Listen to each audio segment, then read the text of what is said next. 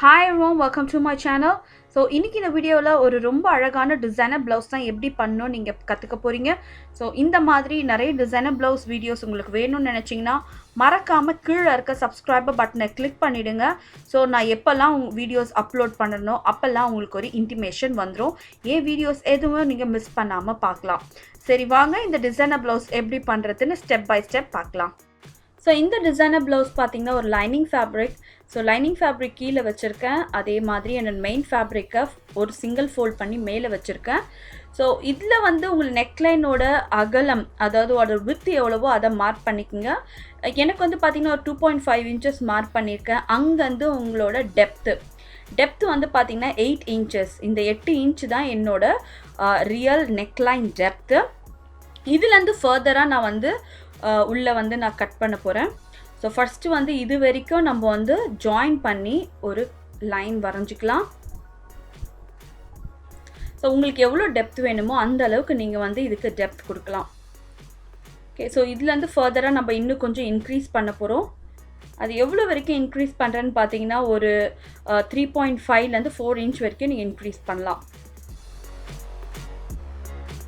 So இது ஃபர்தராக நான் வந்து ஒரு லைன் வரைஞ்சி சேம் லைக் தட் இன்னொரு ரெக்டாங்கிள் ஃபார்ம் பண்ணுறேன். ஸோ இங்கேருந்து பார்த்தீங்கன்னா ஒரு கர்வ் ஒரு ஆப்பிள் ஷேப்புன்னு வச்சுக்கலாம். அந்த மாதிரி ஒரு ஆப்பிள் ஷேப் இந்த ஒரு சின்ன ரெக்டாங்கிள்குள்ளே நம்ம ஃபஸ்ட்டு ட்ரா பண்ணுறோம். ஓகே, அதுலேருந்து பார்த்தீங்கன்னா ஒரு டியர் ட்ராப் ஷேப் ஃபஸ்ட்டு ஒரு ஆப்பிள் ஷேப் கொடுத்துருங்க. அதுலேருந்து ஒரு டியர் ட்ராப் ஷேப். இது வந்து உள்ளே இருக்க ரெக்டாங்கிள்காக நம்ம கொடுக்குறது. இப்போ அவுட்ரு பார்ட் பார்த்தீங்கன்னா நான் அதுக்கு வந்து ஒரு ரொம்ப ப்ரிட்டியான ஒரு போட் நெக் கொடுக்க போகிறேன். இந்த போட் நெக் பார்த்தீங்கன்னா நான் நல்லா கர்வாக எடுத்து நம்ம ஏற்கனவே நெக்லைனோட வித்து வந்து 2.5 எடுத்திருந்தோம். ஃபர்தராக அது இன்னும் கொஞ்சம் உள்ளே போகுது.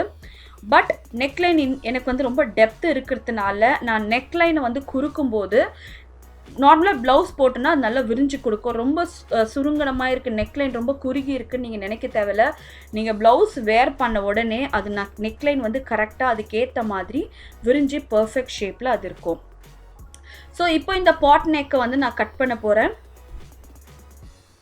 ஸோ இது லைனிங்கோடு சேர்ந்து இருக்கு. லைனிங் மெயின் ஃபேப்ரிக் டுகெதர் இப்போ நான் கட் பண்ணுறேன்.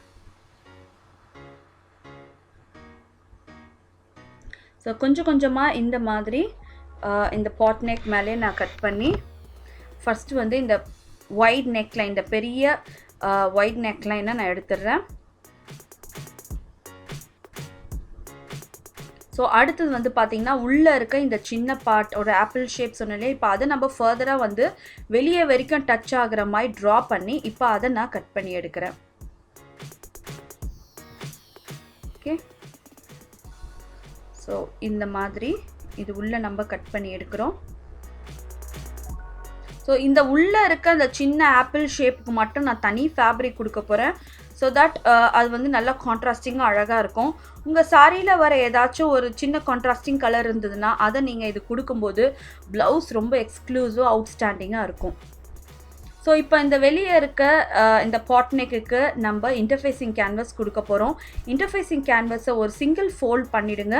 ஸோ உங்கள் ப்ளவுஸோட ஃபோல்டட் எட்ஜோ இன்டர்ஃபேஸிங் கேன்வஸோட ஃபோல்டட் எட்ஜோ ஒன்றா மீட்டப் ஆகிற மாதிரி வச்சு we are going to draw the same இதே சேம் பாட் நெக்கை நம்ம இன்டர்ஃபேஸிங் கேன்வஸ்லேயே நம்ம ட்ரா பண்ண போகிறோம். ஸோ இன்டர்ஃபேஸிங் கேன்வஸ் கொடுக்கும்போது நெக்லைன் நல்லா ஸ்டிஃபாக இருக்கும். அதே மாதிரி நீங்கள் என்ன நெக்லைன் டிசைன் பண்ணுறீங்களோ ரொம்ப பியூட்டிஃபுல்லாக அது வந்து தெரியும். ஓகே, எப்போவுமே வந்து டிசைன் நெக்லைன் பண்ணும்போது இன்டர்ஃபேஸிங் கேன்வஸ் கொடுத்து பண்ணிங்கன்னா அதோட அவுட்புட் இன்னும் நல்லாயிருக்கும்.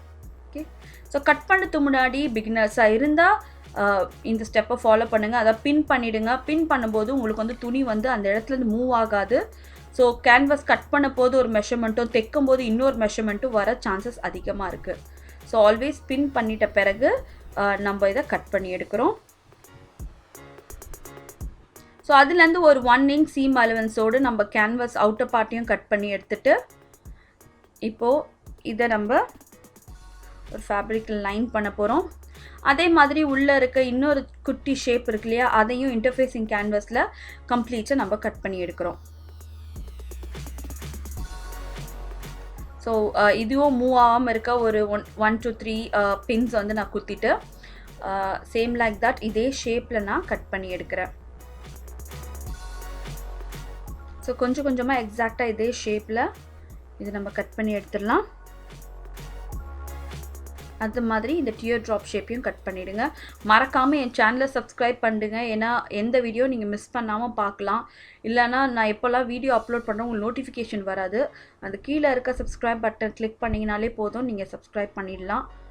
ஸோ இப்போ பார்த்தீங்கன்னா இன்டர்ஃபேஸிங் கேன்வாஸை ஒரு சின்ன ஃபேப்ரிக்கில் லைன் பண்ணிவிட்டு லைனிங் ஃபேப்ரிக்கும் மெயின் ஃபேப்ரிக்கும் ஜஸ்ட்டு வச்சு அதுக்கு மேலே இந்த இன்டர்ஃபேஸிங் கேன் வச்சு நான் தைக்கிறேன். ஓகே, ஸோ இது துணியோட நல்ல பகுதி மேலே இந்த இன்டர்ஃபேஸிங் கேன்வாஸ் வரணும். ஸோ ஏன் வீடியோஸ் எல்லாம் ரெகுலராக நீங்கள் பார்க்குறவங்களா இருந்தால் இந்த இன்டர்ஃபேஸிங் கேன்வாஸ் எப்படி லைன் பண்ணணுன்னு கண்டிப்பாக தெரிஞ்சிருக்கும் உங்களுக்கு. ஸோ இந்த மாதிரி கொஞ்சம் கொஞ்சமாக அந்த பாட் நெக் ஷேப் எப்படி வருதோ அதே மாதிரி நம்ம இதுக்கு எக்ஸாக்டாக மேலேருந்து கீழே வரைக்கும் ஒரே சீம் அலவன்ஸ் கொடுத்து நம்ம இதை தைக்கிறோம். Okay, so lining, main fabric and the interfacing canvas மூணுமே ஒரே மாதிரி வச்சு நம்ம ஃபினிஷ் பண்ணணும். ஓகே, ஸோ கொஞ்சம் கொஞ்சமாக அந்த டர்ன் எங்கெல்லாம் வருதோ பொறுமையாக நீங்கள் வந்து டர்ன் பண்ணி கொடுக்கும்போது you will get the need shape. So once வந்து தைச்சி முடித்த பிறகு நாச்சஸ் கட் பண்ணுங்கள். ஸோ எங்கெல்லாம் உங்களுக்கு வந்து டர்ன் இருக்கும், பாட் நெக்னாலே நல்ல ஃபுல் டர்ன் கர்வ்ஸ் எல்லாம் இருக்கும். ஸோ ஃபுல் நெக் லைனுக்கும் நம்ம வந்து இந்த மாதிரி நாச்சஸ் கட் பண்ணி பிறகு இது நம்ம டர்ன் பண்ண போகிறோம். ஓகே, ஸோ டர்ன் இல்லாத இடமே இருக்காது. அதனால் வந்து ஃபுல் டர்னுக்கும் நம்ம நாச்சஸ் கட் பண்ணி இது வந்து கம்ப்ளீட்டாக டர்ன் பண்ண போகிறோம்.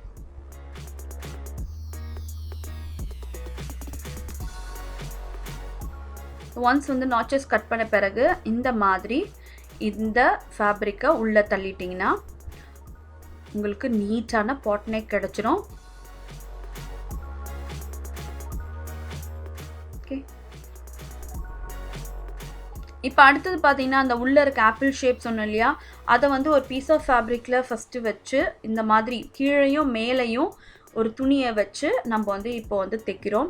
நான் ட்ரா பண்ணியிருக்க இடம் என்னதுன்னு பார்த்தீங்கன்னா அது கேன்வஸ் எந்த இடத்துல வருதோ அதை நான் ஃபஸ்ட்டு வந்து சாக்கில் வந்து வரைஞ்சிட்டேன். அது மேலே தான் இப்போ ஆக்சுவலாக நான் தைக்கிறேன். ஓகே, தைச்சு வெளியே வந்து கொஞ்சம் ஒரு 1/4 இன்ச் துணி வந்து வெளியே இருக்க மாதிரி வச்சு நம்ம இதை கம்ப்ளீட்டாக கட் பண்ணி எடுக்கிறோம். ஸோ இதை அடியில் வச்சு இதை கரெக்டாக நம்ம பார்க்கணும். எந்த இடத்துல உங்களுக்கு கரெக்டாக வருதுன்னு செக் பண்ண பிறகு இதை கம்ப்ளீட்டாக இதே ஷேப்பில் நம்ம கட் பண்ணி எடுக்கிறோம். ஓகே, ஸோ இதுலேருந்து இது வரைக்கும் ஷேப் எக்ஸாக்டாக நமக்கு இருக்கணும். அதுக்கு மேலே பார்த்தீங்கன்னா எக்ஸ்ட்ரா ஃபேப்ரிக் நமக்கு வேணும். ஏன்னா நம்ம வந்து இந்த பீஸ் ஆஃப் பேட்ச் ஒர்க் ஃபேப்ரிக்கை வந்து துணி கூட வச்சு ஜாயின் பண்ணி தைக்கிறதுக்காக. ஸோ கீழே பார்த்தீங்கன்னா ஒரு 1/4லேருந்து 1/2 இன்ச் நான் விட்டு நான் கட் பண்ணுறேன். ஏன்னா வந்து துணியை வந்து அது கூட நம்ம ஜாயின் பண்ண போகிறோம். ஸோ ஒன்ஸ் வந்து இது கம்ப்ளீட்டாக ரெடியான பிறகு ஹாஃப் த வே ஒரு பாதி பகுதி மட்டும் நம்ம வந்து பைப்பிங் கொடுக்க போகிறேன். இது வந்து கிராஸ் கட் பைப்பிங், ஒரே ஒரு சைடு மட்டும் மடித்து தைச்சு இதோட ரா எட்ஜை நம்ம கம்ப்ளீட்டாக ஃபினிஷ் பண்ண போகிறோம். இன்னர் பார்ட் வரும்போது அந்த டியர் ட்ராப் ஷேப்பையும் சேர்த்து நம்ம தைக்க போகிறோம். ஸோ இன்னர் பார்ட் அதாவது ரொம்ப டெலிகேட்டான ஒர்க், ஏன்னா ரொம்ப நல்ல யூ ஷேப் கிட்ட வருது. அதனால் இது தைக்கும்போது கொஞ்சம் பொறுமையாக நீடலை ட்ராப் பண்ணி ஃபுட்டை லிஃப்ட் பண்ணி தைக்கும்போது உங்களுக்கு வந்து நீட்டாக இருக்கும். ஸோ அதே மாதிரி நம்ம இந்த சைடையும் கம்ப்ளீட்டாக தைச்சிடணும். ஸோ ஒன்ஸ் வந்து தைச்சி முடித்த பிறகு இந்த ப்ரிட்டி சைடில் இருக்க இந்த பைப்பிங்கை ராங் சைடுக்கு நம்ம ஃபோல்ட் பண்ண போகிறோம். ராங் சைடுக்கு ஃபோல்ட் பண்ணும்போது உங்களுக்கு ஒரு பியூட்டிஃபுல் பைப்பிங் எஃபெக்ட் உங்களுக்கு கிடைக்கும். பார்த்தீங்கனாலே தெரியும், ஒரு அழகான ஒரு பைப்பிங் எஃபெக்ட் உங்களுக்கு வந்துருச்சு. ஸோ இந்த மாதிரி இதை கம்ப்ளீட்டாக ஃபோல்ட் பண்ணி இதுக்கு மேலே ஒரு தையல் நம்ம போட்டுட்டோன்னா நமக்கு பைப்பிங் எஃபெக்ட் வந்து பர்ஃபெக்டாக உங்களுக்கு இருக்கும். ஸோ கொஞ்சம் கொஞ்சமாக கரெக்டாக இதோட மார்ஜினில் வர மாதிரி ஒட்டி நம்ம ஒரு தையல் போட போகிறோம். ஸோ எங்கெல்லாம் டர்ன் வருதோ ஒன்ஸ் அகேன் பொறுமையாக நிதானமாக தையுங்க, அவசரப்படாதீங்க. நெக்லைன் மட்டும் பிரித்து நம்ம தைக்கும்போது, அதாவது தப்பாக வந்தப்போ நம்ம ஒன்ஸ் வந்து அதை பிரிக்கும்போது நெக்லைன் ஷேப் வந்து கண்டிப்பாக மாறிடும். ஏன்னா இட்ஸ் ஆல் அபவுட் ஃபேப்ரிக் வந்து இழுத்து கொடுக்கும்போது அது கண்டிப்பாக ஷேப் மாறிடும். அதனால முடிஞ்ச வரைக்கும் பொறுமையாக நிறுத்தி நிதானமாக நீங்கள் தைக்கணும். ஓகே.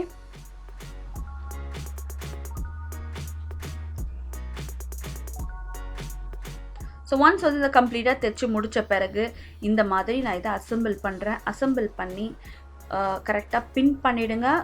பின் பண்ண பிறகு இதை நம்ம தைக்கிறோம். ஓகே. ஸோ கொஞ்சம் கொஞ்சமாக இதோட எக்ஸாக்ட் மார்ஜினில் இப்போ நான் தைக்கிறேன்.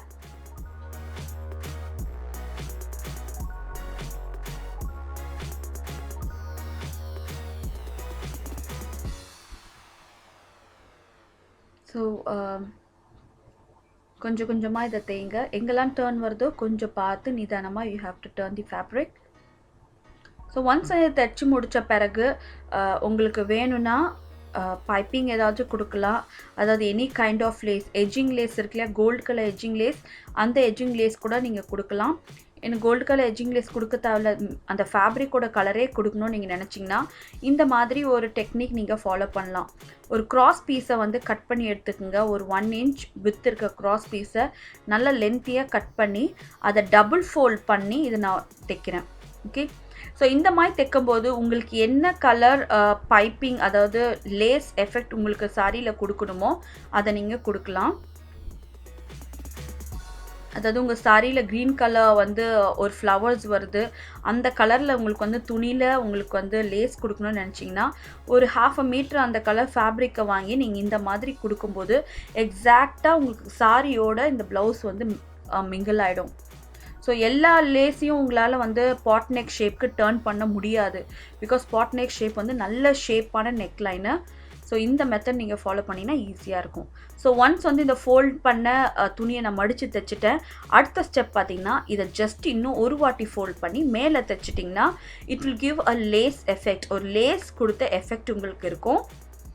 ஸோ இந்த கோல்டு கலர் லேஸ் எஃபெக்ட் உங்களுக்கு வேணாம்னு நினச்சிங்கன்னா எஜ்ஜிங் லேஸ் இருக்குது கோல்டு கலர், அந்த கூட நீங்கள் கொடுக்கலாம். உங்களுக்கு வேணுன்னா வேறு ஃபேப்ரிக் கூட நீங்கள் கொடுக்கலாம். ஸோ இந்த மாதிரி இதை ஜஸ்ட் ஃபோல்ட் பண்ணி நம்ம தைக்கணும். இது பயஸ் ஸ்ட்ரிப்பில் இருக்கணும். ஸோ ஒரு சைட் தைச்ச பிறகு அதே மாதிரி இன்னொரு சைட் தைச்சிட்டிங்கன்னா உங்களுக்கு பர்ஃபெக்ட் ஃபினிஷ் கிடைச்சிரும்.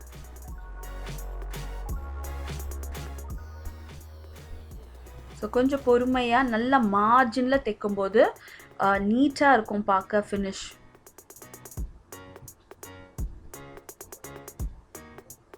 ஸோ கொஞ்சம் கொஞ்சமாக இதை டர்ன் பண்ணி நான் தைச்சு இந்த ப்ளவுஸை நான் கம்ப்ளீட்டாக முடிக்க போகிறேன். நான் வந்து இந்த ப்ளவுஸை இன்னும் கொஞ்சம் மேலும் அழகாக்கிறதுக்காக பார்த்தீங்கன்னா அங்கங்கே இந்த மாதிரி கோல்டு பீட்ஸும் தைச்சிருக்கேன். உள்ளே பார்த்தீங்கன்னா ஒரு சின்ன க்யூட் பேட்ச் ஒர்க் கொடுத்து சென்டரில் பீட் கொடுத்து அது ரெண்டுத்தையும் ஜாயின் பண்ணியிருக்கேன்.